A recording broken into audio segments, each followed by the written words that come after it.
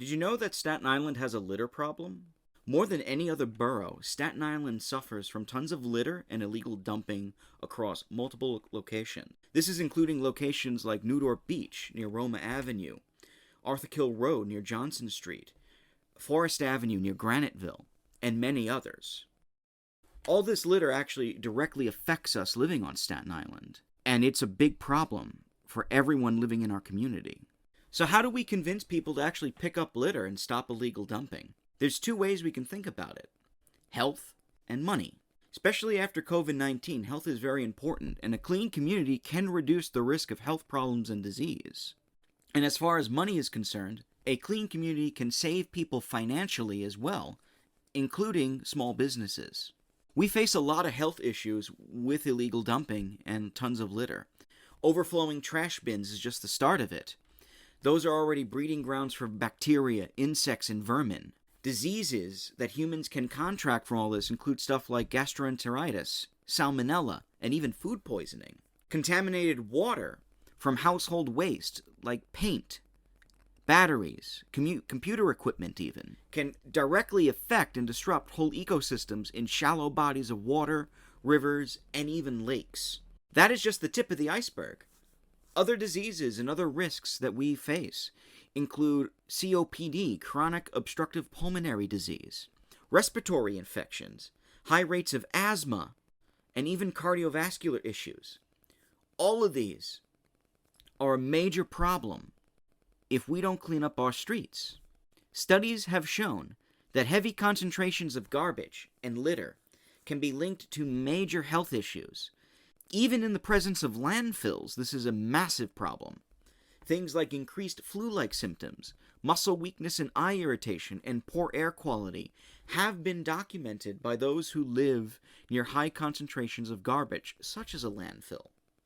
Though Staten Island doesn't have a landfill any longer, we still suffer the effects of that landfill, and the fact that we continue to fight to make sure that garbage is not illegally dumped here is a testament to the work we still need to do.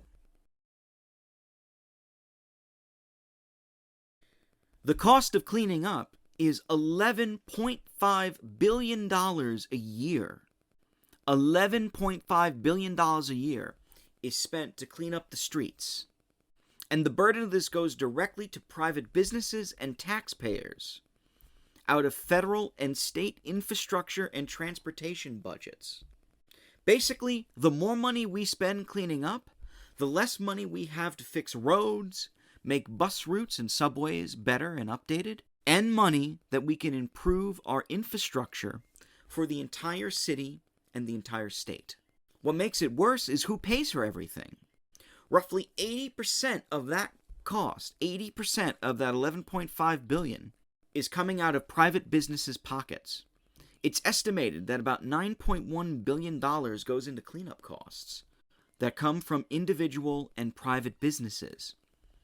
They are the most directly harmed by litter and overabundance of garbage in the streets. States, cities, and counties, on average, spend $1.3 billion on litter removal. Litter removal is often a hidden cost within employee expenses or other projects, which make it difficult to determine the actual cost to local governments. So we don't know if that $1.3 billion amount is even accurate. Finally, another $241 million is spent just from educational institutions for litter cleanup. Very similar to local governments, litter costs are often not included as a budget line item, making it difficult to determine the time spent on cleanup in places like hallways, cafeterias, and even sports facilities in schools or on school grounds. The cost of cleaning up our streets and cleaning up our buildings, cleaning up the spaces around us, is very high. Did you also know about indirect costs? If we don't clean up our streets, what happens to our community? Well, 93% of homeowners say a littered neighborhood would decrease a home's value. And it's estimated that litter would reduce a home's value by 10 to 24%. Property value is a major problem because if our homes lose money, we also have to deal with business development as well.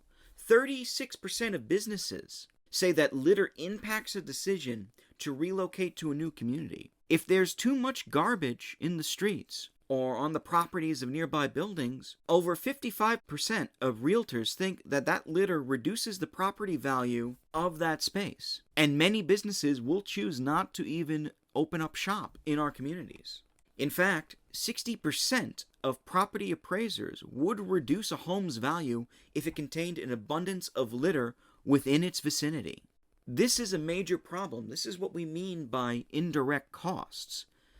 Things that we don't necessarily control, but other people judge us on simply because we have garbage in the streets, near our homes, on our front lawn. This is stuff that we can control and can prevent that'll make our community stronger and better for everybody living there.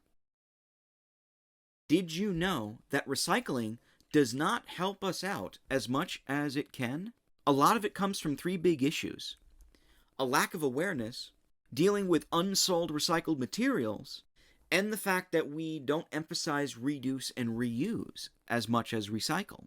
Recycling, when it works, is great and definitely helps us clean up our community. But a lot of people are unaware of what actually can or cannot be recycled. Certain objects and items where only parts of it can be recycled, for example. Things like boxes or cans that are made out of cardboard, sheet metal, or plastic. They need to be separated so that they can be recycled properly. All those recycled materials also go unsold sometimes. Believe it or not, when we recycle, that's not just turned into new products immediately. No, it's stored and usually sold off to different countries that would then turn it into new products or materials that they can use.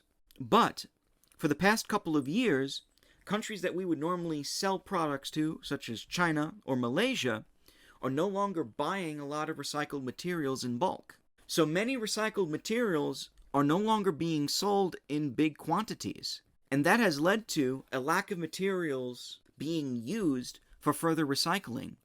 Much of it now is sitting in warehouses waiting to be recycled. It's garbage that's piling up. Another problem is that we don't emphasize reduce and reuse too much anymore. If we reduce our consumption on things like, let's say, plastic water bottles, or if we reuse those plastic water bottles more often, that will cut down on the amount of water bottles that we need to recycle. Water bottles can last up to 500 years before they fully biodegrade. That plastic, wherever it's dumped, whether it's on the streets or in a recycling bin, will be sitting there long after we die. Using it more or reducing our consumption of it in making sure that we do our part in helping our environment. This doesn't mean we shouldn't stop recycling, but we need to be smarter about how we recycle.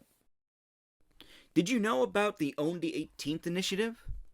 Own the 18th is a slogan that is to remind businesses and homeowners that they can remove litter from their property, along with litter that sits in the space that is 18 inches to the street. This is all required by the city's administrative code. This is an entire program that has been created by the Borough President's Office on Staten Island to encourage businesses and local members of the community to get involved in cleaning up our streets.